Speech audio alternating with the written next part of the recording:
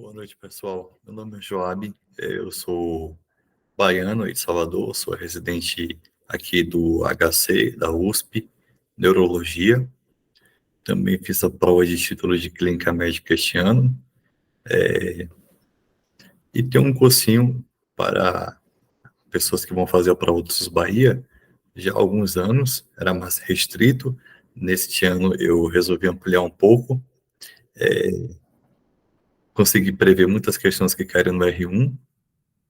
Um aluno meu especial, fiquei muito contente de saber que ele só assistiu às aulas do meu cursinho e só acompanhou as minhas orientações e, claro, além da inteligência dele, ele conseguiu uma nota extraordinária, uma nota que eu nunca vi no SUS Bahia. Eu mesmo corrigi a prova dele, ele quase gabaritou a prova, e muitos dos outros também foram muito bons. Vamos esperar os resultados. Eu vou corrigir essa prova de Clínica Médica R3, porque eu não vi que nenhum cursinho resolveu ainda em live. Eventualmente pode ocorrer alguns erros. A minha experiência na Clínica Médica, eu só tenho quase 5 anos de formado, mas eu tenho experiência em responder prova, muito mais do que experiência clínica. Mas vamos lá. Essa prova, eu achei o nível dela mais fácil do que a dos outros anos. Eu achei uma prova muito condizente com o que o residente ou clínico geral deve saber. Clínico geral, digo médico interno. E até algumas questões também dá para a gente responder lá pelo acesso direto também, tá certo? Como eu sempre digo, a prova do SUS Bahia, ela já dá uma grande vantagem para quem faz por conta da continuidade.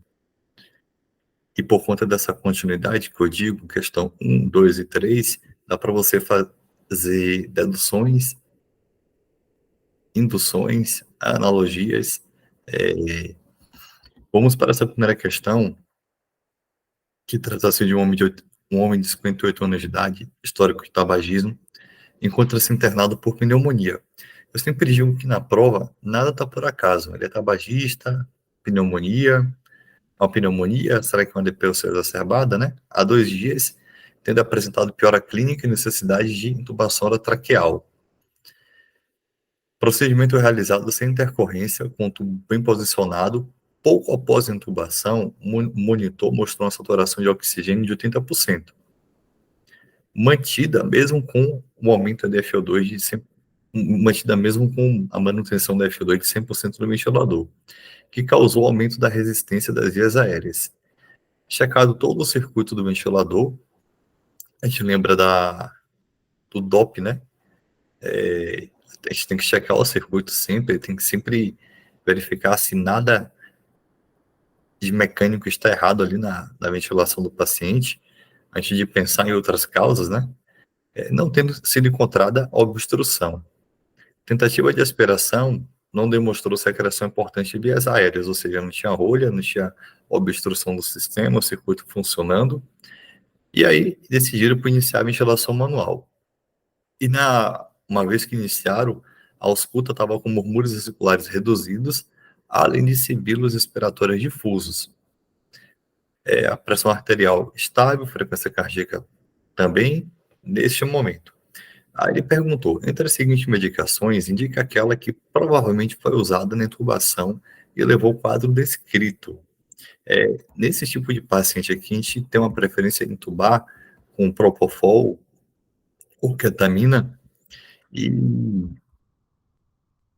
provavelmente a droga que causou essa complicação, que pode ter sido aí o tórax rígido, foi o fentanil, né? A gente sabe que o fentanil, até quando a gente aplica ele em uma quantidade, a menor quantidade possível, e também aplicando uma velocidade um pouco mais baixa, né? O midazolam não traria esse efeito, propofol e ketamina também não. Aí, diante do quadro clínico, indica que quais alterações no parâmetros de ventilação mecânicas são mais esperadas e mais condizentes com o cenário. Aí ia ter que entender um pouco da mecânica, né?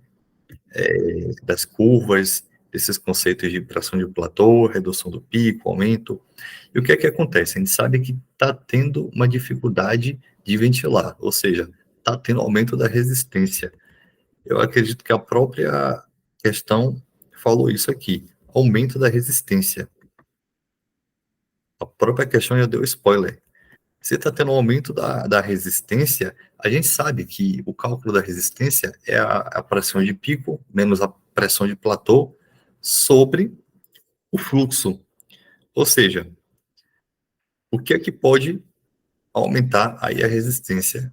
O aumento do pico de pressão expiratória, né? Pelo cálculo, ela está diretamente proporcional. E a gente espera também o aumento do período expiratório, porque é um paciente DPO cístico, né? Ele vai ter uma expiração um pouco mais prolongada. Aumento do volume corrente, não. Está tendo um aumento da resistência da passagem de ar. Esse pulmão não é um pulmão complacente. Aumento do período expiratório, poderia ser também, tá certo? Redução do pico de pressão expiratória não poderia ser, então já eliminaria a B, a gente ficaria aqui com a A, né? Com a B, desculpa. Já que ele disse aí de aumento de resistência. Como eu digo, a prova do SUS Bahia é muito de interpretação. Muitas vezes a resposta ela vem no próprio enunciado. Quando vem no enunciado, vem repetida de questões anteriores, e essa prova repetiu bastante. Com base no caso clínico, indica a conduta inicial mais apropriada para a melhora do padrão de ventilação. Eu estou considerando aqui que ele está se referindo ao TPOC, né? Aumentar a sedação e proceder à curarização. Não iria, não seria uma conduta inicial mais apropriada, né? Iniciar adrenalina e sulfato de magnésio também não seria conduta inicial, porque o sulfato de magnésio nem adrenalina, ele pede conduta inicial, reverter a sedação com flumazenil, flumazenil reverte a sedação pelo benzodiazepínico, que não foi o caso, e a naloxona é um antagonista de opioide. E mesmo em caso de tórax rígido, a gente não usa naloxona. Se fosse para corrigir um tórax rígido, a gente usaríamos um bloqueador neuromuscular, tá certo? Da letra D, salbutamol, broncodilatador de alça curta, inalatório pelo tubo traqueal, seria a conduta inicial que eu acredito que qualquer pessoa tentaria fazer antes de antes de curarizar um paciente, antes de fazer adrenalina, sulfato de magnésio, o paciente está estável, reverter a sedação não ia adiantar, tá certo? Questão 4 a 6. Mulher, 48 anos de idade, procura atendimento ambulatório com queixa de insônia nos últimos 5 meses. Relata dificuldades para adormecer e acordar várias vezes durante a noite. Então, é uma insônia tanto de início, ela também acorda várias vezes e que está trazendo repercussão na vida dela, porque ela fica cansada, com dificuldade de concentração durante o dia. A gente não sabe com o que é que essa paciente trabalha, ela pode precisar dessa concentração para poder fazer um trabalho efetivo. Pensa que se fosse a gente atendendo pacientes aí, tendo insônia, não conseguindo dormir, e no outro dia tendo que enfrentar um dia de residência, um dia de plantão em emergência UTI, né? A paciente nega histórico de transtornos psiquiátricos e não faz uso regular de medicamentos. O exame físico estava normal e ele coloca aqui a diretriz, né? Até mesmo para se proteger de recursos da diretriz de Associação Brasileira do Sono. E aí ele pergunta, para o diagnóstico de transtorno de insônia, neste caso, pode-se afirmar. Aqui é uma questão fácil, é uma questão que até a gente conversando com outra pessoa, a gente consegue dar esse diagnóstico. Eu nunca vi dosando melatonina em ninguém, a melatonina é um hormônio que eu acho que até que, sei lá, se for dosável, acho muito difícil conseguir achar um momento crítico para dosar, o momento exato para dosar esse hormônio. É obrigatória a exclusão de comorbidades como hipertireoidismo? Não, não precisa excluir nada. A pessoa pode ter qualquer comorbidade, pode ter insônia associada. É claro que uma comorbidade ela pode exacerbar uma insônia, como por exemplo uma insuficiência cardíaca. O paciente pode ter DPN e acordar à noite por conta da dispneia. É necessária a realização de polissonografia. A polissonografia a gente usa muito no contexto de apneia obstrutiva do sono, né? É claro que a polissonografia poderia também indicar períodos que o paciente não dormisse bem ou tivesse. Mas a insônia é um diagnóstico que é clínico e precisa também de um critério temporal, né? É, então, a história clínica da paciente é o suficiente. Ela está há 5 meses com dificuldade para dormir, com repercussão, né? A estratégia terapêutica não farmacológica, como a evidência neste caso, é a terapia cognitivo-comportamental, a específico para insônia, tá certo? Em que eles aplicam várias técnicas para o paciente. Muitos pacientes com insônia têm medo de dormir justamente pela ansiedade da insônia. Alguns pacientes, eles indicam várias, eles fazem esse treinamento com o paciente. Tem outras indicações também, evitar ficar na cama, exposição à luz também pode funcionar, exercício físico também melhora, técnica de relaxamento também melhora, hipnose tem estudos também, alguns dizendo que melhora, mas ele pergunta aqui que a maior evidência é a TCC. E aí ele pergunta agora aqui a estratégia farmacêutica, mais recomendada para o caso, no caso aqui é o Zolpidem em baixa dosagem, 5 miligramas a gente inicia, tá certo? O Passiflora e o Polaramine aqui não seria recomendado, tá certo? Como uma primeira linha, como a mais recomendada, né? Clonazepam, se necessário, ela tá tendo insônia todos os dias, ela vai acabar virando adicta ao benzo. A melatonina, ela tem mais evidência em pacientes que têm transtorno do espectro autista, que acredita-se que tem uma secreção inapropriada de melatonina e inversão do ciclo dia-noite, tá certo? Uma questão fácil. Homem, 72 anos de idade, encontra-se internado em uma unidade hospitalar devido à complicação da cirurgia ortopédica. Sua internação tem sido prolongada devido a infecções secundárias, dificuldades na recuperação pós-operatória. Durante essa questão, eu achei que ele ia perguntar sobre TEP, mas vamos lá. Durante esse período, desenvolveu uma úlcera por pressão da região sacral. Exames laboratoriais indicam anemia e hipoalbuminemia. Presta atenção nesse dado aqui, que esse dado aqui ele também não está por acaso. Vou até grifar ele, se eu conseguir. Nossa, de amarelo. Encontra-se bastante emagrecido, lúcido, orientado, referindo inapetência. Na última semana, vem ingerindo menos de 30% da dieta ofertada. Ou seja, aquele paciente que a gente vê sempre na UTI, na enfermaria, que não ingere, né? Que rejeita a dieta. Nega vômitos, outras queixas, ou seja, ele não está diminuindo essa dieta porque ele está vomitando ou porque ele está obstruído. Ele está com evacuações presentes em um uso de laxativo. A úlcera sacral apresenta-se coberta por uma crosta, uma escara escura. Outro dado importante. E aí ele pergunta, considerando o caso, indica a conduta mais adequada em relação à úlcera sacral. Iniciar antibiótico terapia profilática, ainda que não haja secreção, solicitar um suave da lesão para diagnosticar possível infecção local, expectante, deixa quieto, manter a área limpa e seca e mudança frequente de decúbito e esperar que a úlcera desapareça, solicitar avaliação cirúrgica para desbridamento instrumental da lesão. Essa aqui é a conduta correta, é o que a gente vê sendo feito na prática sempre, né? A gente chama o cirurgião para poder desbridar a lesão. E aí indica os exames laboratórios necessários a serem solicitados para a avaliação nutricional desse paciente. Foi uma questão que eu fiquei pensando um pouco, fiquei assim, nossa, o que ele quer que eu peça? A princípio, pareceu meio aleatório, só que eu voltei para a questão para procurar algum dado, né? Aí eu vi aqui, anemia e hipoalbuminemia.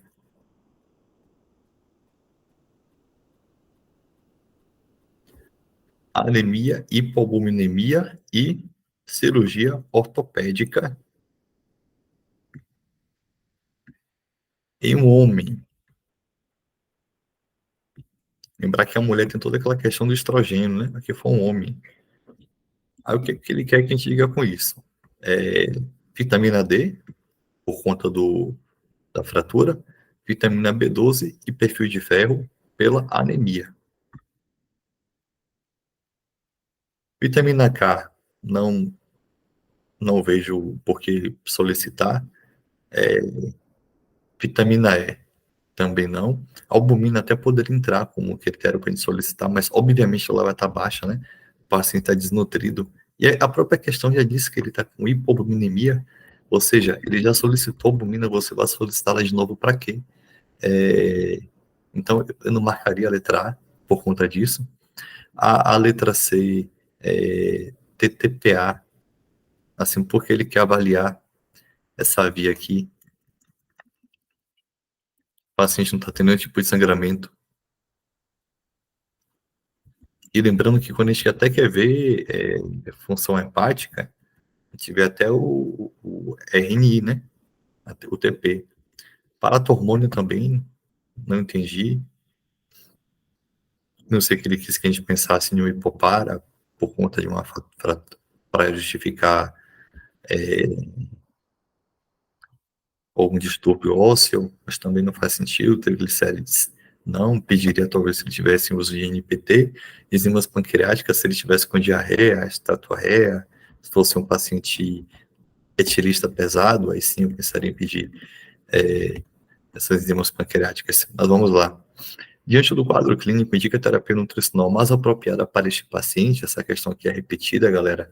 Quem fez o treinamento comigo no SUS Bahia, se caísse no R1, os meninos iriam acertar, porque eu até expliquei para eles que a via interal sempre é preferencial, mas aqui a gente descarta a parenteral, tá certo? Administrar ferro e suplementos vitamínicos intravenosos não iria melhorar a situação dele. O quadro de nutrição, falta ainda muitos alimentos aqui, tá certo? Iniciar a alimentação enteral via sonda. E por que não oferecer suplemento nutricional hiperproteico, hipercalórico via oral? Isso foi a dúvida de um aluno meu. Ah, Joab, por que eu não boto a nutrição hiperproteica? Isso aí foi uma questão repetida, ela já caiu. Eu respondi. Se o paciente ele não está aceitando a dieta, por que ele aceitaria uma dieta hiperproteica, hipercalórica? Se ele não está aceitando a dieta branda, ele vai aceitar isso aí? Também não, né? Então, a melhor conduta é iniciar a alimentação enteral via sonda nasoenteral, tá certo?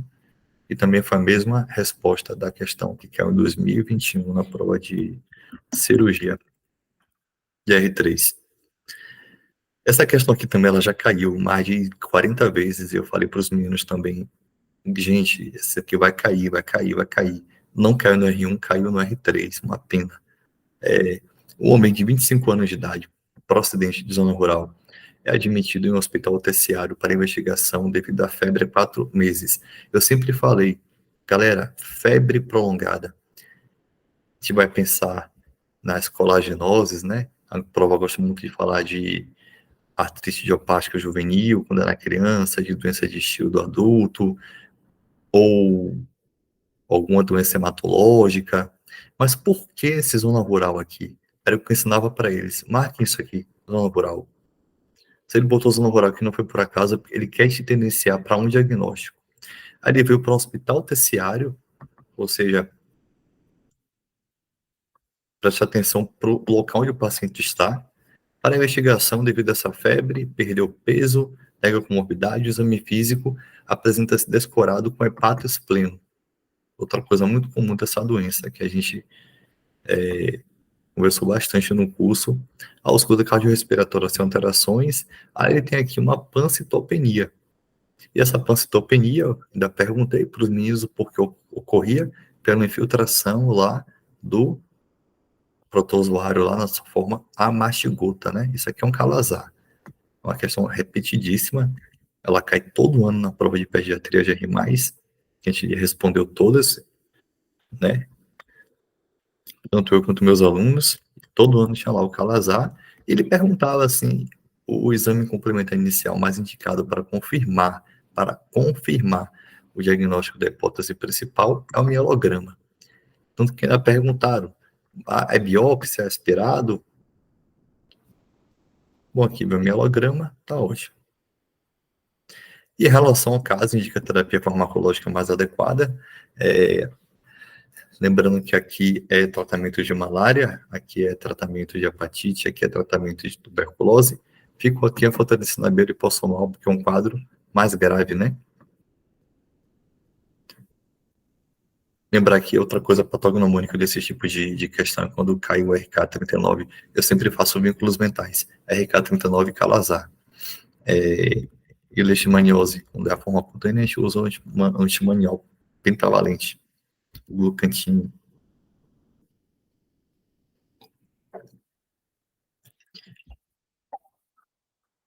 Eu me sinto triste porque se essa prova fosse no R1, acho que meus alunos iam sair melhor do que na própria prova do R1.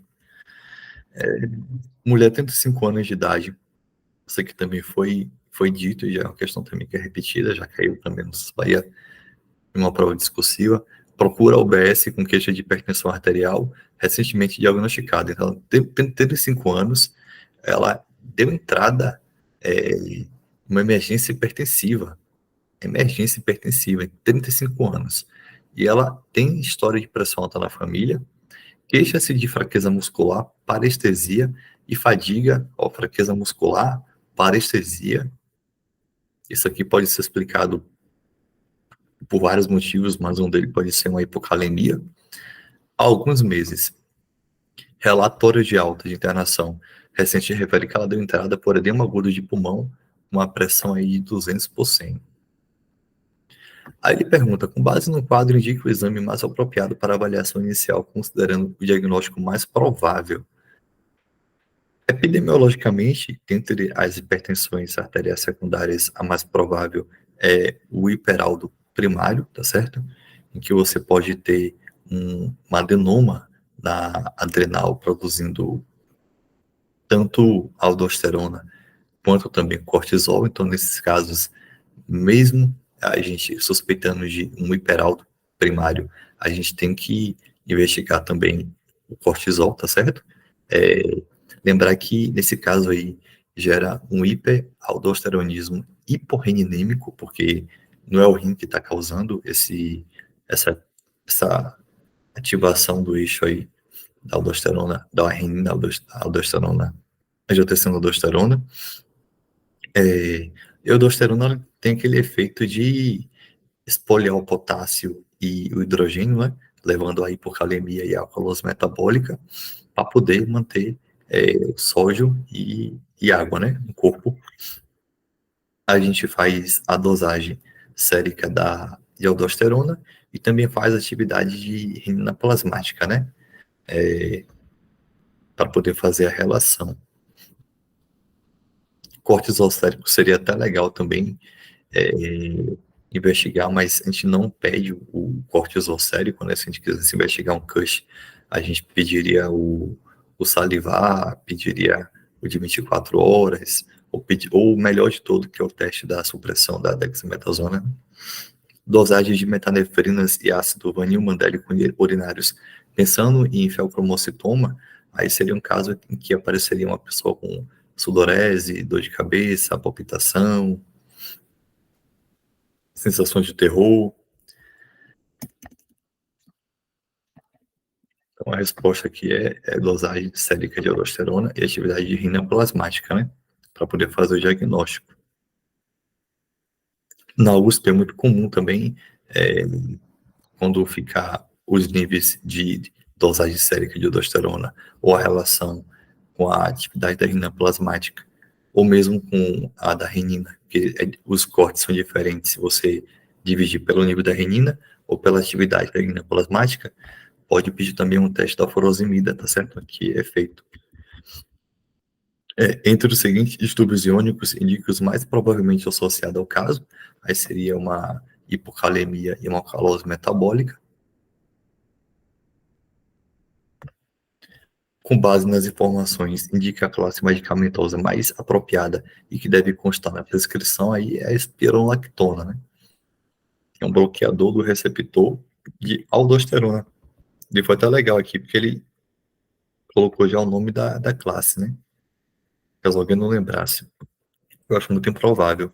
É, lembrando de outras causas aí, síndrome de Cush, né? Que pode causar também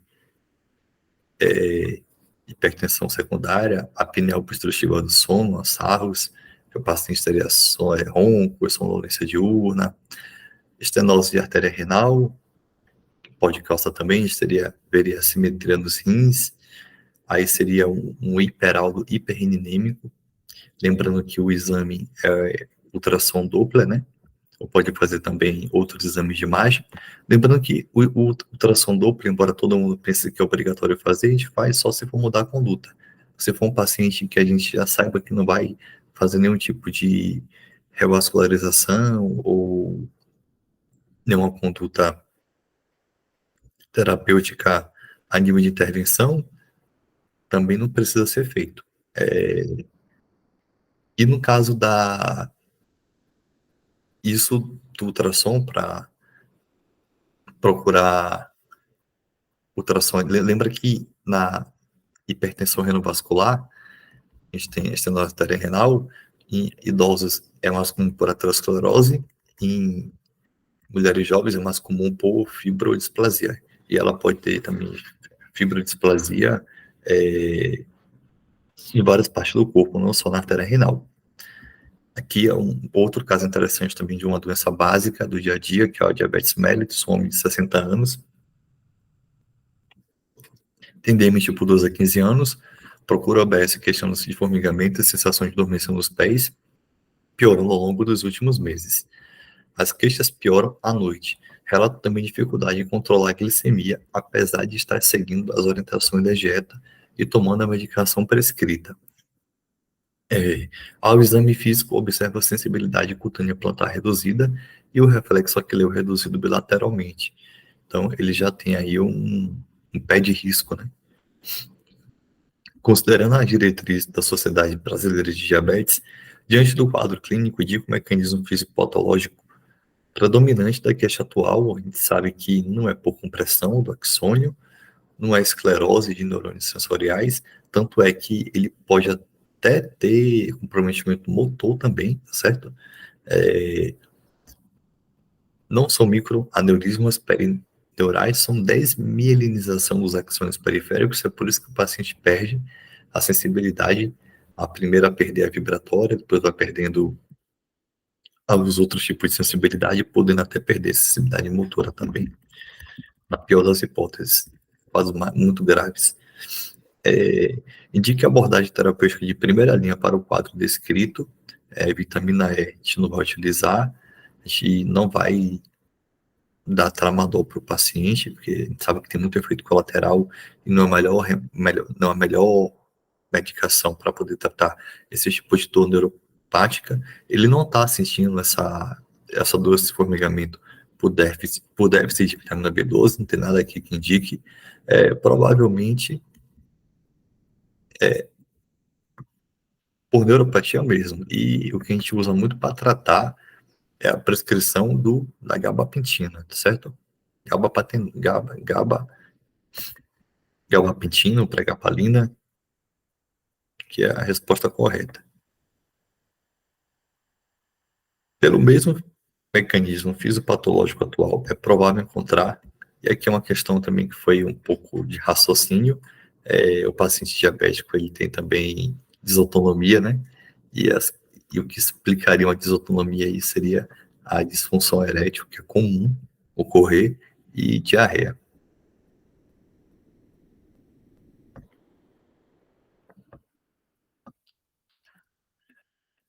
Homem de 68 anos de idade apresenta-se à consulta ambulatorial com queixa de episódio de desconforto no peito. Descreve a sensação como uma pressão no meio do peito que ocorre predominantemente após refeições mais pesadas ou em situações de estresse no trabalho. Os sintomas têm uma duração média de 5 a 10 minutos e costumam ceder com repouso. O paciente relata que nas últimas semanas esses episódios têm ocorrido com frequência maior. Tem hipertensão arterial sistêmica em uso de enalapril. Durante o exame físico, a pressão arterial encontra-se dentro dos limites considerados normais para o paciente e os achados cardíacos e pulmonares são normais. Não há sinais de edema periférico. Realizou um eletro de 12 derivações sem achados significativos. Ele não colocou que esse eletro à toa. Tem um propósito para esse eletro estar aqui, ainda mais dizendo que está normal, e também tem um propósito aqui de dizer que o paciente, ele não tem nenhum tipo de limitação, tá certo? Física, nem nada, me escreveu isso. Aí ele pergunta os fatores preditores mais importantes para definir a probabilidade do pré-teste da doença arterial coronariana, no caso, que lembrar dos scores, né, do CAD Consórcio, vai lembrar que a gente usa sexo, né, a idade, e tem alguns outros scores que colocam alguns qualificadores, né, alguns tipos de comorbidades que o paciente possa ter. Mas, geralmente, o que a gente usa é o sexo, a idade e a característica dos sintomas. Esses três são os básicos, e tem outros scores mais refinados, que podem incluir aí o tabagismo, a hipertensão, a diabetes, dislipidemias. Então, a resposta correta vai ser a letra C, que são os básicos que a gente usa para estratificar o paciente, né? Em baixo risco, moderado risco e alto risco. Mas dá para também refinar esses, essa probabilidade de pré-teste com outros scores, tá certo?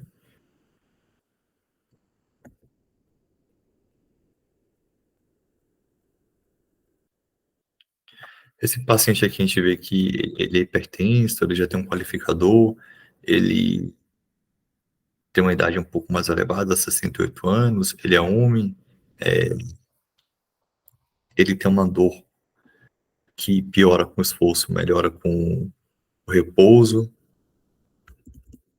Não relatou se ele era dislipidêmico ou se ele tinha diabetes, mas ele deve ser um fator de risco moderado. E aí, diante do quadro, indico o de teste diagnóstico inicial de escolha, angiotomografia de coronárias não vai ser, Holter de 24, a gente não está procurando aqui arritmias, angiografia coronariana é o padrão ouro, a gente não vai pedir para ele, seria o teste ergométrico. A questão ainda foi boa porque não deu também cintilografia nem ecocardiograma com estresse.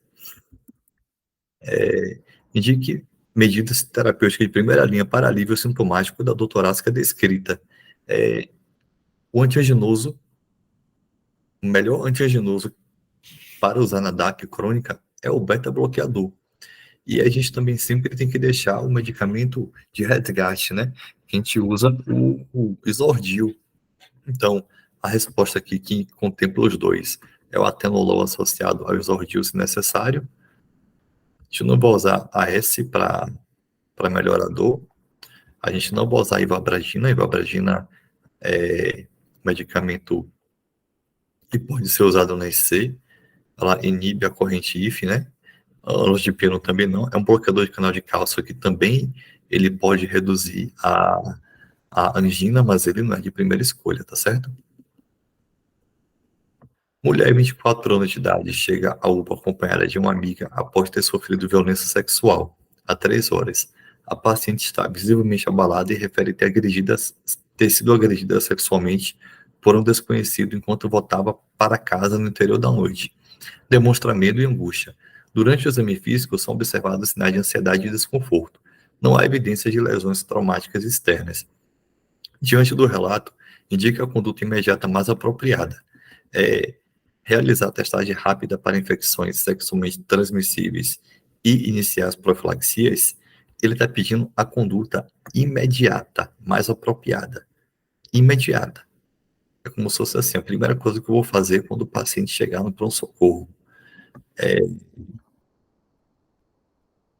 Prescrever medicações para alívio de ansiedade e encaminhar a ginecologia, notificar e colher evidências forenses como vestígios biológicos imediatamente, oferecer suporte emocional e discutir as opções de tratamento e profilaxia é a questão mais redigida, mais bem redigida aqui, né?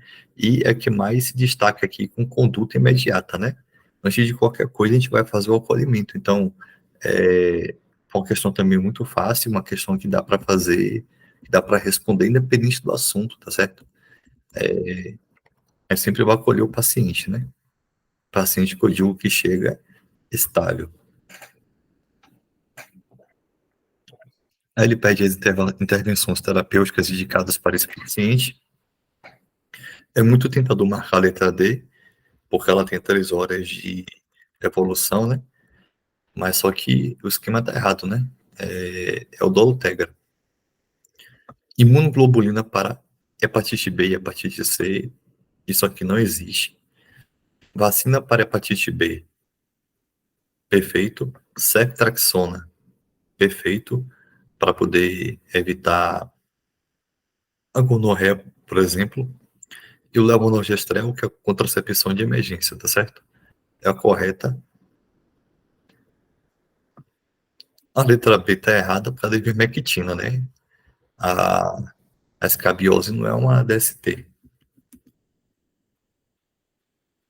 Os exames a serem coletados inicialmente, além das sorologias para IST, inclui, a gente tem que pedir um beta-HCG.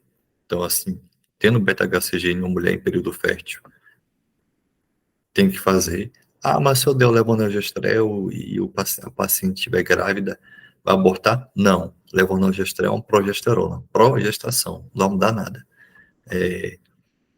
O único método que você poderia abortar no caso de uma profilaxia seria o DIU. Você também pode usar o DIU como profilaxia para com um bloqueio, na verdade, de como posso falar o nome, para proteger a mulher de engravidar. Hemograma completo tem todas, né? Então, ignora. Aí aqui a gente fica com beta-HCG, ureia, creatinina, AST, ALT, bilirrubina totais e frações. PCR aqui é um tipo de exame que eu aprendo na residência que ele tem muita pouca importância. Os preceptores ficam muito chateados quando eu peço. Eu também não vejo relevância clínica nele aqui, certo? Eletrólitos para ela também, no momento, não. Como ela vai receber profilaxia, não é porque na questão daqui colocou só hepatite B, ceftriaxona e levonorgestrel, não quer dizer que ela não vai receber outras coisas também, né? Então a gente tem que ver como é que está a função renal, a função hepática dela. Ela vai receber o PEP também. Então a resposta correta é a letra A. Questão 25 é um homem de 17 anos com diagnóstico de hemofilia A grave. Chega a UPA acompanhado de um familiar que chassi de dor e edema em olho esquerdo, não conseguindo deambular, relata acompanhamento médico irregular. Ao exame físico, encontra-se descorado, com frequência cardíaca de 98, PA de 130 por 80, está afebril. Isso aqui não está por acaso, ele está afebril. Ausculta cardiorrespiratória sem alterações. Outra coisa que ele faz acompanhamento médico irregular, outra informação interessante também que ajuda a responder a questão, embora ela seja relativamente fácil. Ausculta cardiorrespiratória sem alterações. O joelho esquerdo está aumentado de volume, com sinais de derrame articular e limitação dos movimentos. Não há escoriações, um outro dado interessante também, ou outros sinais de trauma. Legal.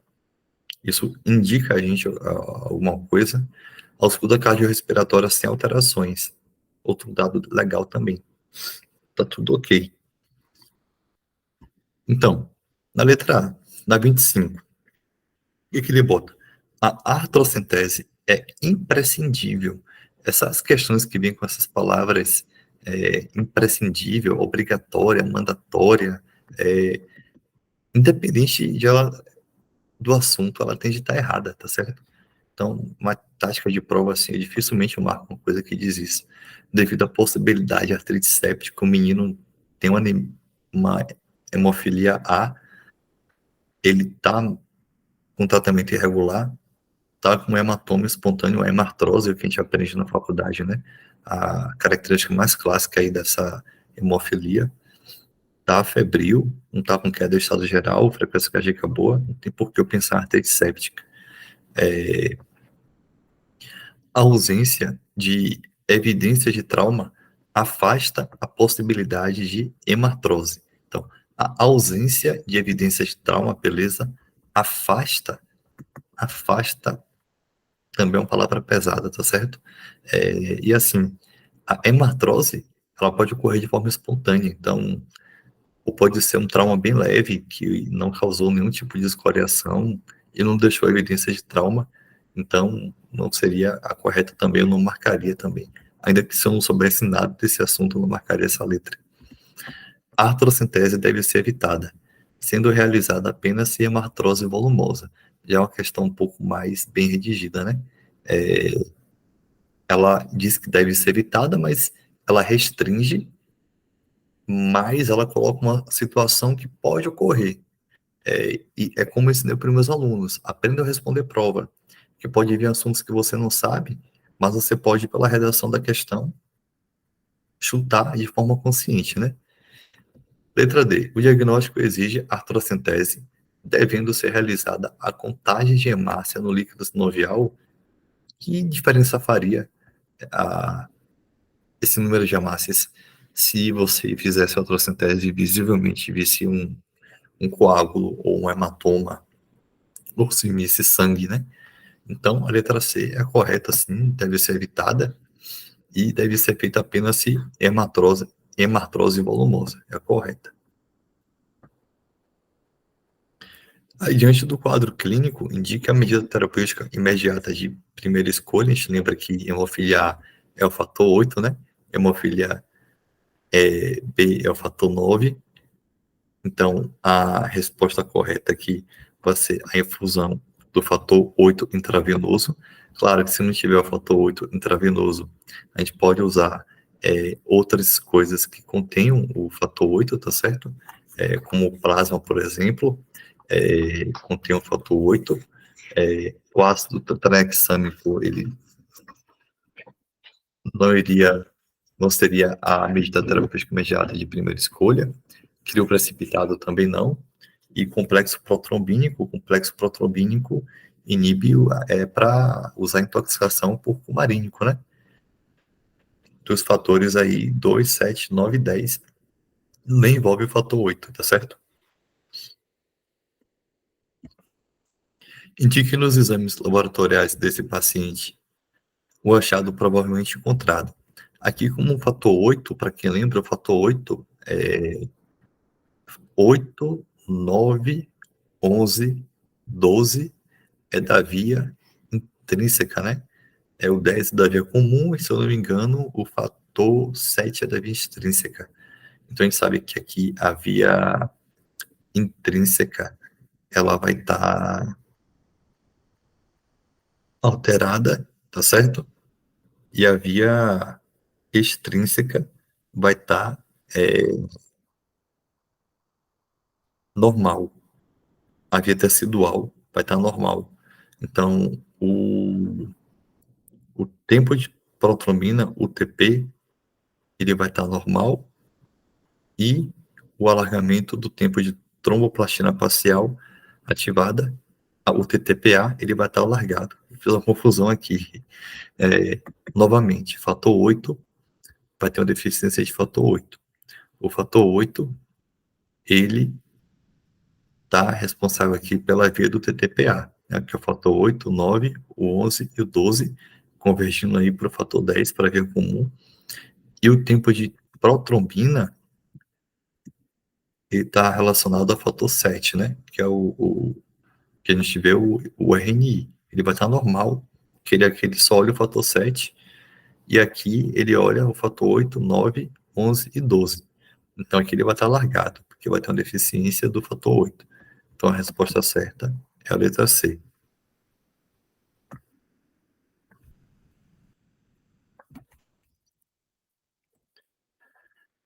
Que homem de 65 anos de idade, admitido no hospital terciário devido à febre alta e confusão mental, tenta acidente de diabetes mellitus tipo 2, insuficiência renal crônica, hemodiálise por catéter duplo lume de curta permanência, na veia jugular interna direita, inserido há cerca de 2 semanas, e internação anterior no mesmo serviço.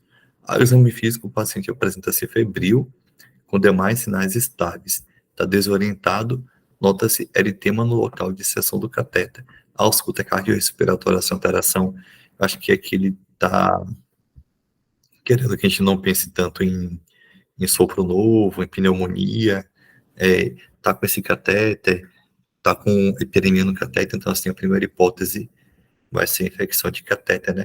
Esse catéter infectado é um catéter de curta duração, não tem por que a gente fazer logoterapia nele, até porque a questão não falou que o paciente tem nenhum tipo de deficiência de acesso ou nada parecido, e além de ser um catéter de curta duração, né, a conduta ideal aqui é retirar o catéter, enviar a ponta para a cultura e passar um novo acesso em outro sítio, né.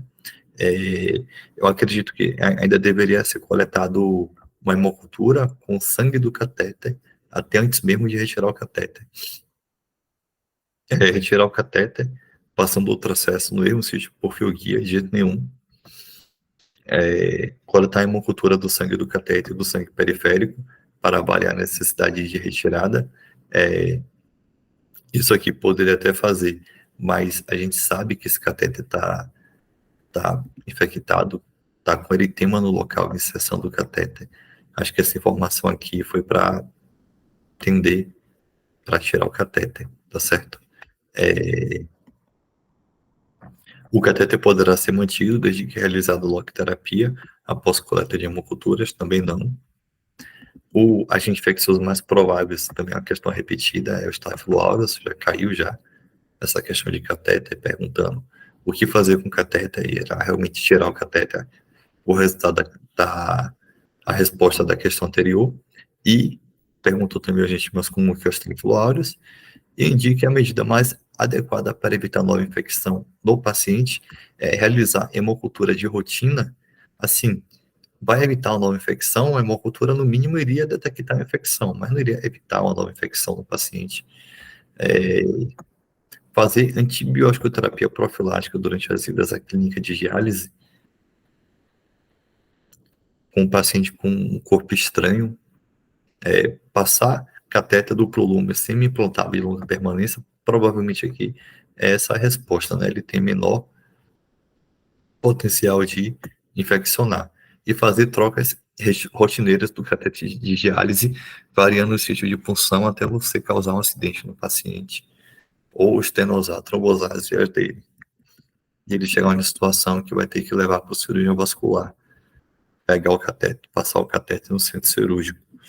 Vamos lá. Mulher, 28 anos de idade, procedente de Salvador, procura consulta ambulatorial com queixa de desconforto abdominal recorrente há aproximadamente 6 meses, relata episódio de cólica, principalmente no quadrante inferior esquerdo, associados a período de constipação intercalado com episódio de diarreia pastosa, sem produtos patológicos, ou seja, sem pus, sem sangue, sem muco.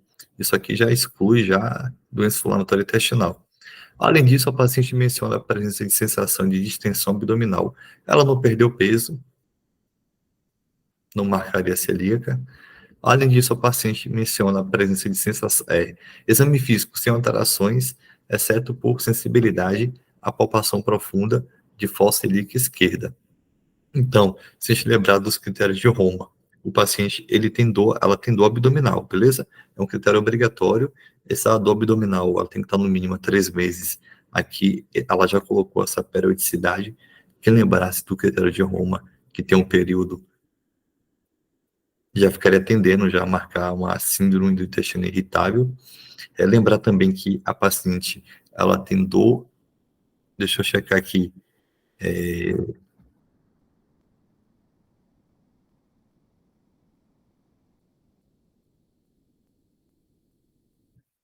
Ela tem essa dor, que é o critério mais importante, né? E ela tem uma mudança também na consistência das fezes, que as fezes estão com um episódio de diarreia pastosa, tá certo? E deixa eu ver se teve alteração da frequência das fezes, episódio, sua constipação com episódio de febre. Não, na questão não citou aumento de frequência nem dor relacionada à dejeção, mas de qualquer forma, dentre as quatro aqui, a mais provável que é doença inflamatória intestinal, e aí, com base na informação de que o mecanismo fisiopatológico predominante seria uma sensibilidade visceral aumentada, né? Uma absorção de nutrientes, a gente pensaria se fosse a doença celíaca, inflamação e atrofia da mucosa duodenal, também doença celíaca, inflamação crônica da mucosa intestinal, doença inflamatória intestinal. E uma absorção aqui poderia ser tanto por parasitose, quanto por celíaca, quanto por doença inflamatória intestinal. Indica a opção terapêutica de primeira linha para essa paciente, lipidioterapêutica, né? Claro que tem é, exercício físico, mudança de dieta, diminuir menos carboidrato, consumir menos carboidratos, tem aquela dieta, não sei pronunciar, acho que é FODMAPs, né? Que é para diminuir alguns tipos de substâncias, como os fermentáveis do F, o carboidratos, de e monossacarídeos, isso tudo vem do acrônimo, e tem algumas gorduras também. Probiótico parece que é um efeito placebo, dieta específica de exclusão, a gente faria aqui na doença celíaca, aminosalicilatos para doença inflamatória intestinal, e aqui a gente poderia usar tricíclico, ou IRSS, ou agonista dos receptores de serotonina, tá certo? A serotonina, ela tem um efeito na modulação da dor, ela inibe a via descendente de dor e aumenta também um pouco a dopamina. Questão 34 a 36. Homem de 50 anos de idade com consumo importante e diários de destilados é trazido à UPA devido a um quadro de icterícia, aumento do volume abdominal e sonolência. Então, tá ictérico, tá com um aumento do volume abdominal, provavelmente aqui por conta de uma cirrose. Essa sonolência será com encefalopatia hepática. Ao exame físico, o paciente está descorado, ictérico, afebril, tem uma PA um pouco mais baixa, né? Paciente cirrótico tem uma pressão coledoosmótica baixa, a PA tende a ficar sempre mais baixa, está desorientado em tempo e espaço, ou seja, ele está com a encefalopatia hepática, a ausculta respiratória com murmúrios vesiculares reduzidos em base, outra informação aqui importante também, que vai lá na frente vai fazer diferença, abdômen globoso, distendido e tenso, com piparote positivo, extremidades com edema e tornozelo, relata ultrassonografia de abdômen com achado de ascite volumosa, fígado com sinais de hepatopatia crônica, apresentando nódulo hipoecóico hipervascularizado de 5 centímetros no segmento 7, ou seja, nódulo hipervascularizado de 5 centímetros, né? Ele teria que ser melhor abordado aí em uma ressonância, né? Para poder ver uma tomografia, uma ressonância, para poder ver se ele vai ter aquela fase de washout, né? Tem uma veia porta com fluxo hepatofugal, ou seja, o fluxo fugindo da veia porta por conta de uma provável hipertensão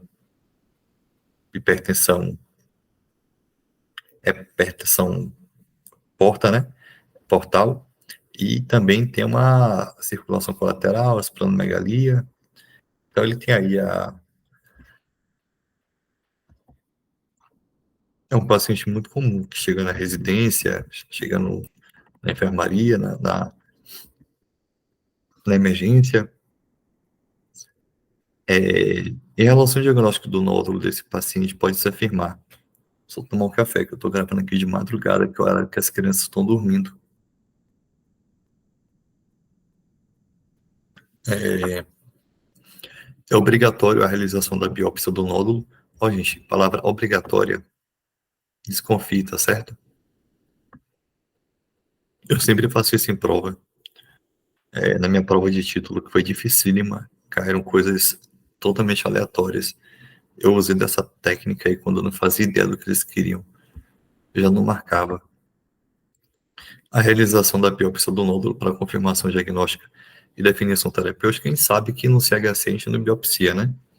O diagnóstico ele é feito pelos critérios de Barcelona, para diagnóstico e para ressecção, critérios de Milão. Mas vamos lá.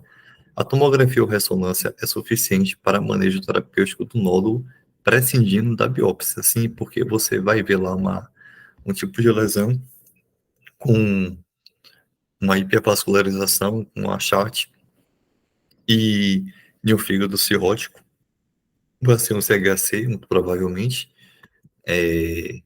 Então, a letra B é a resposta.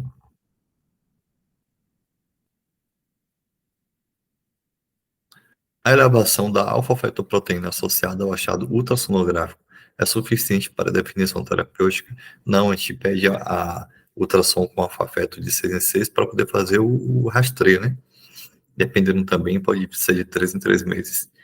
Valores normais de alfa-fetoproteína CA isolado 9CA praticamente excluem a possibilidade de neoplasia maligna. A gente sabe que esses marcadores, se fosse assim, a gente rastreava câncer só com marcador, né? A gente não pedia exame, né? Então essa aqui é totalmente falsa, praticamente exclui a possibilidade. Achei uma palavra forte, eu não marcaria essa questão também, dificilmente eu marcaria. Em relação à conduta, caso confirmado hepatocarcinoma, pode-se afirmar o paciente está fora dos critérios de Milão, ele está dentro, porque ele tem uma lesão de até 5 centímetros, ou poderia ter 3, até 3. Ele está dentro, só que tem um dado na questão aqui que chama atenção. Ó,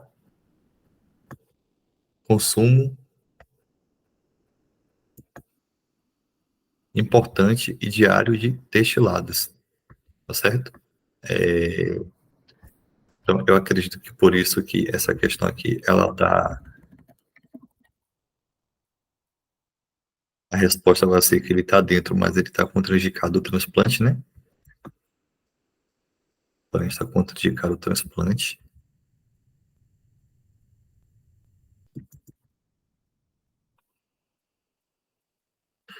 As medidas iniciais para o caso devem incluir, além da parassintese diagnóstica.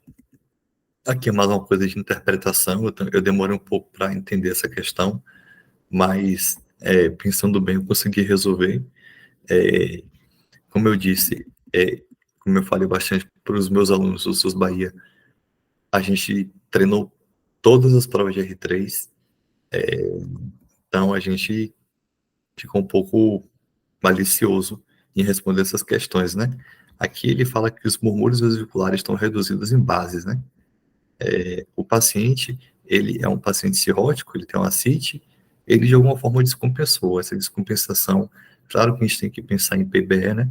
Vai fazer a paracintese diagnóstica para verificar se tem a peritonite bacteriana espontânea, mas nada impede também de ser outro tipo de infecção que o paciente tenha. Um pronto-socorro do HC, eu já vi isso acontecer algumas vezes, e o paciente chegar bem descompensado, a expulsional líquido acítico está normal, e o paciente está descompensado por uma infecção trato urinário, por uma pneumonia, ou até mesmo por uma infecção viral, tá certo? É, então, a questão, ele quer que você rastreie outras condições. Lembrar que radiografia de tórax está correto, hemocultura e urocultura estão correto, prescrição de diurético terapia, nesse momento, eu não faria, tá certo? É, até porque eu não tenho aqui a avaliação da creatina da ureia, ele pode estar com a síndrome hepatorrenal. Eu acredito que essa resposta está errada por isso. Pessoal, eu não vi nenhum gabarito comentado, eu não tenho acesso a nada, eu estou respondendo baseado no que eu estudei para a prova de título, tá certo? Baseado no que eu vejo na residência, baseado nos meus 4 anos de trabalho aí. E baseado também pelo que eu estudei para a prova de residência. Eu posso estar errado, então, por favor, pode me corrigir, tá certo? Hemocultura e urocultura, beleza? Prescrição de lactulose sim, porque ele está com cefalopatia. Albumina não, porque a gente não sabe se vai fazer. Vai fazer albumina se ele tiver PBE, beleza, a gente faz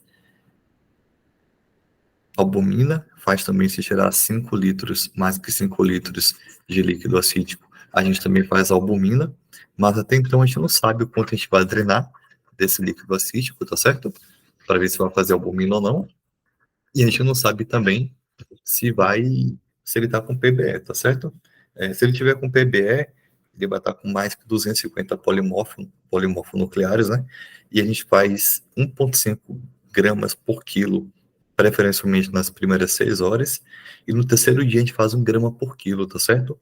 E na CIS, se eu não me engano, são de 6 gramas a 8 por litro tirado, tá certo? Não é por litro após o quinto litro, não. É por litro tirado. Se tirou os 10 litros, pode fazer 60 gramas, 70 de albumina. Então, as que tem albumina até então não marcaria. A que tem diurético não marcaria de jeito nenhum. A letra A cortaria. E para mim, que fez mais sentido, a que tem lactulose faz sentido. Endoscopia digestiva alta, ele não está com nenhuma evidência de sangramento.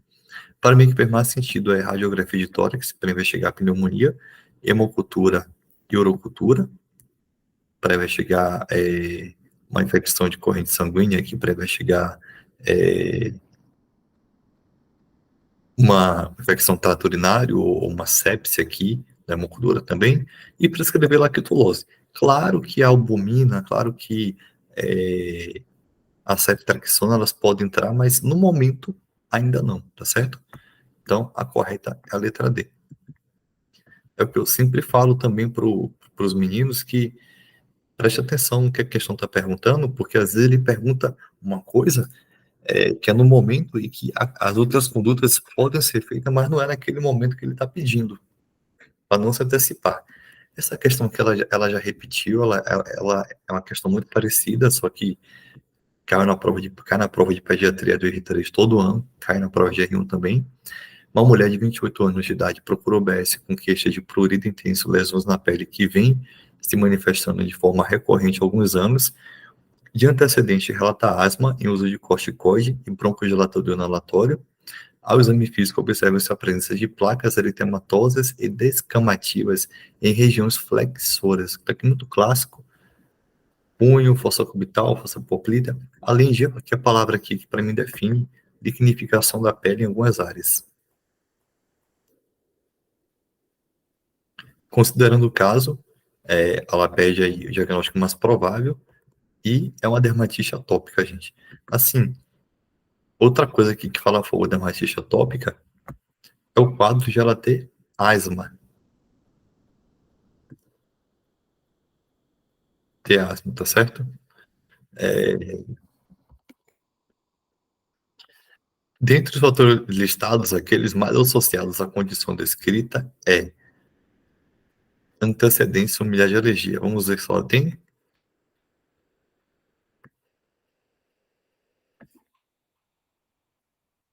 Não.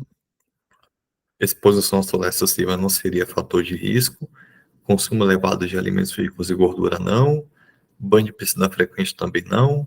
Aqui é antecedente familiar de alergia.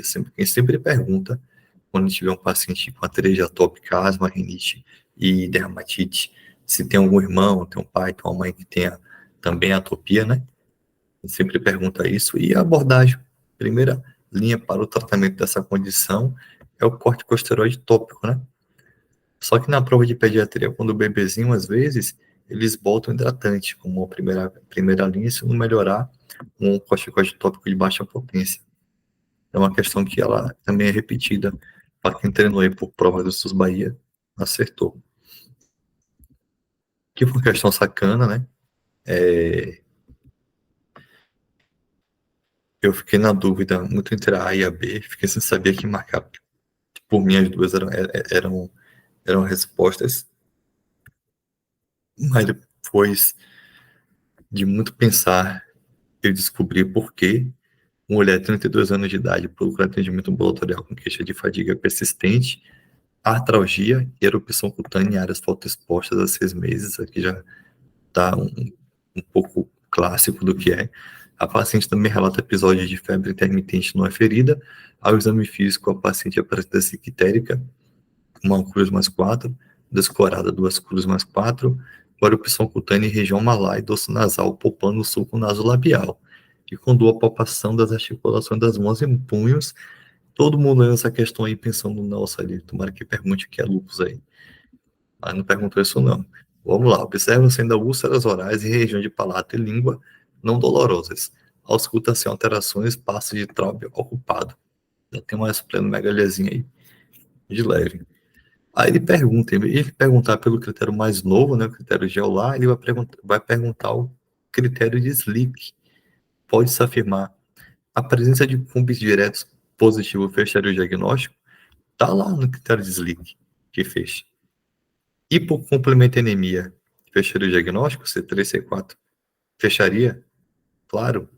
Lembrando que aqui ele só deu critério clínico, né? Tá faltando critério laboratorial para poder fechar por SLIC, né? Diferente de GEOLAR, que é um critério, se não me engano, de 2019, que ele pede um critério de entrada, né? Que é o FAM maior que maior que 1 para 160, ou é 1 para 600, eu realmente não lembro o corte do FAM. É 1 para 100, 1 para 180, acho. Serosite não, porque serosite seria critério clínico e os dados fornecidos não permitem fechar o diagnóstico de lúpus, ele quer o critério clínico. E aí eu fiquei com muita dúvida entre essas duas, até achei que ia ter que anular a questão. Aí depois eu fui ler o critério, fui lá, abri o SLIC, ler ele todo e disse que o cúmbis direto, ele positivo, ele só é válido se o paciente não tiver com anemia hemolítica. E aqui a gente vê que a paciente, ela tá anêmica e tá ictérica, né? Então, provavelmente aqui é uma anemia hemolítica. Aí quando chega aqui, o que a gente espera de uma anemia hemolítica? A anemia hemolítica, ela produz muito reticulócito, ele tem um tamanho aumentado, né? E aqui a própria questão já deu a dica, né? Com reticulócitos aumentados, e é por isso que vira uma anemia macrocítica, tá certo? E RDW aumentado. Anemia microcítica hipercrômica, com aumento de reticulócitos.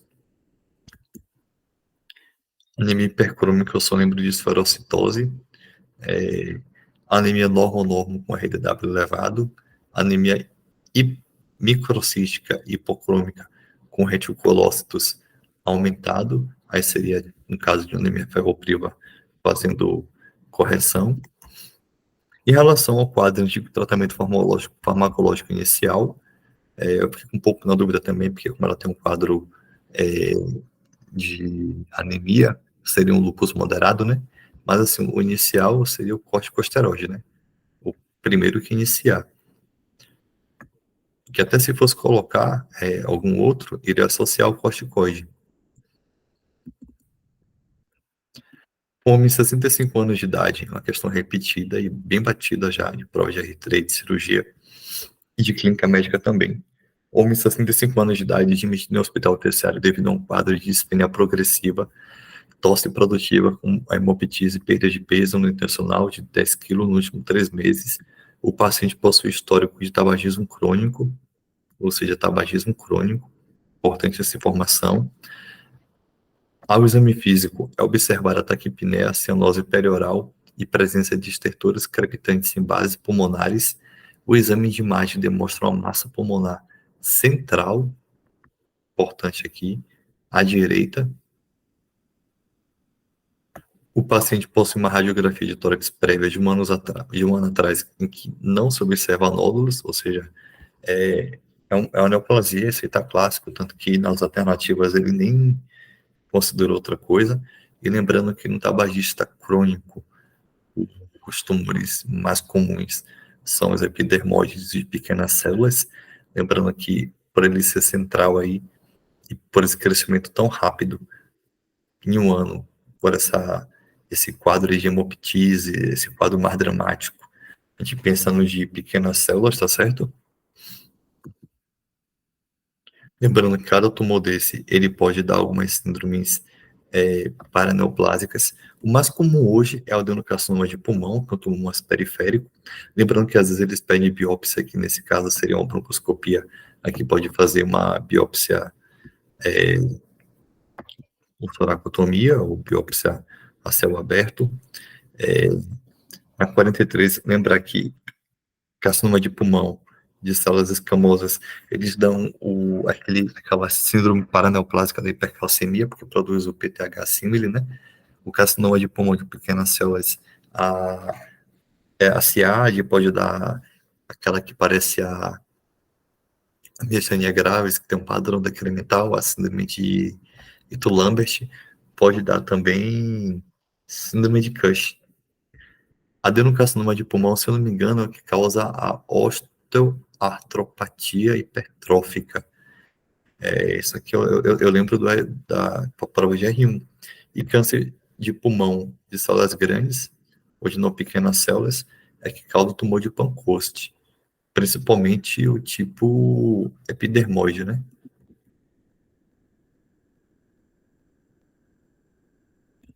Desculpa, eu não sei nem se esse de células grandes ou não pequenas células são sinônimos. Mas vamos lá. Indique a complicação frequentemente associada ao diagnóstico mais provável. Não é Horner. Horner é quando você tem a ptose, é quando você pega o gânglio simpático, causando aí ptose, anidrose, enoftalmia. O tumor é mais central, né? Síndrome de Trousseau, se eu não me engano, é uma síndrome que ela pega muito tumor abdominal. Eu não lembro se o mais comum é o de câncer, é o câncer de pâncreas ou se é o de abdômen, que faz uma tromboflebite, causa trombose também. A CIAD é a resposta, né, que é o câncer de pequenas células. É muito comum esse câncer de pequenas células, quando descoberto, ele já tem metástase. Muitas vezes ele é descoberto com metástase, tá certo? E Pancoast é quando pega, é um tumor mais de ápice, tá certo? O tumor de Pancoast, ele vai pegar estruturas e vai causar sintomas, como nervos, tá certo? E o tumor de Pancoast, ele... 45. Neste caso, a abordagem terapêutica inicial mais indicada, disponível no SUS, considerando a ausência de metástases, é a... Como ele botou aqui, considerando a ausência de metástase, eu vou considerar que não tem metástase também bilateral, ou seja, contralateral, que é um tumor bem localizado. Ele não falou nada, mais nada em relação ao estadiamento, só botou o tamanho do tumor, falou que não tem metástase. Então, assim, terapia inicial mais indicada, não vai dar para ressecar. Esse tumor, ele o tratamento dele é quimioterapia com radioterapia, tá certo? É a resposta. A quimioterapia neoadjuvante, cirurgia de ressecção pulmonar também não serve para pequenas células. Lembra que o de pequenas células ele tem um estadiamento separado, o tratamento dele também é diferente, tá certo? E no caso, se tivesse metástases, aí podia usar quimioterapia e imunomodulador, mas no contexto de paliação, tá certo? Lembrar aqui que o de Pancoast, o mais comum é no epidermóide, no de não pequenas células, como eu disse, e é isso. Eu achei uma prova fácil, assim, para ser bem sincero, a questão aqui que eu achei aqui para marcar com reticulação aumentados e RDW elevado,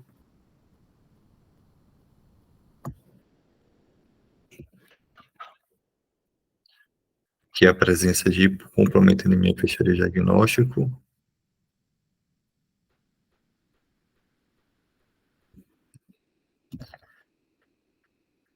Tiveram muitas questões repetidas, Eu achei a questão da prova aqui, na minha opinião, assim, foi a que eu errei, foi a 40, que eu não sabia qual das duas seria, eu sabia que era uma das duas, mas não sabia qual das duas era.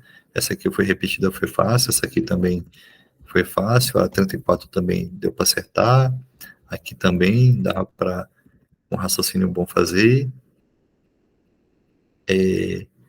Aqui é do diálise também, né? Sabe que a letra C seria a mais correta para evitar nova infecção no paciente. Ele pergunta a mais adequada, ele não pergunta no momento. Essa 28 eu fiquei com um pouco de dúvida em relação ao catéter, né? Mas como ele botou aquele tema no local de inserção do catéter, já deu para me deu aquela dica, isso está infectado, mas eu senti um pouco de vontade de marcar a letra C. Mas lembrando que é um catéter de curta permanência, né?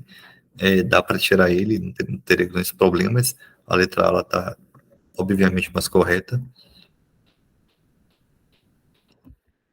E as outras foram relativamente fáceis, assim, não teve nenhuma questão extraordinária de algum assunto assim que ninguém nunca viu tanto no internato quanto na residência. Eu acredito aqui que todos os temas aqui já foram vistos por qualquer interno ou residente. Acho que talvez aqui essa questão 3 aqui que pediu parâmetro de ventilação específico da asma, aí isso para quem teve experiência em UTI mesmo, ou para quem estudou ventilação mecânica.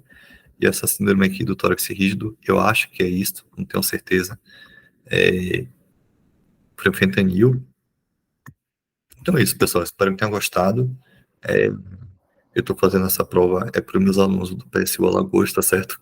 Não é para corrigir prova de clínica de R3 para recurso, não, tá certo? Até porque os cursinhos aí vão fazer isso, é muito melhor do que eu. Eu acredito que a nota de corte vai aumentar, porque eu achei as questões muito mais fáceis do que a do ano passado, que perguntam medicamentos que causam granulocitose, e perguntou também doenças imunológicas mais difíceis. Nessa aí não, foram todas questões de temas muito básicos, temas do dia a dia, então eu não vejo motivo para a nota de corte aí baixar. Ela vai aumentar e vai ficar muito alta. É isso, espero que tenham gostado. Eu vou postar no Drive, tá certo? Para os alunos do PSO Lagoa, já que o SUS Bahia acabou. E é bom que próximo ano aí, para quem for fazer SUS Bahia comigo, já tem essa aula aqui gravada e respondida. Se o gabarito definitivo aí alterar alguma, aí eu faço um adendo aí para vocês, tá certo? Mas até então eu concordei com todas do gabarito, nada eu discordei, mas para ser bem sincero, eu fiz essa prova agora, são 3 da manhã agora, eu fiz 1 da manhã, e a única que eu parei para pesquisar mesmo foi a do Cumbis, a daqueles critérios Slick, que na minha cabeça eu não precisava mais saber, porque tinha os critérios lá e foi o que eu memorizei para a prova de título, tá certo? É isso, pessoal. Então, boa noite. Fique com Deus todos. Eu vou parar a gravação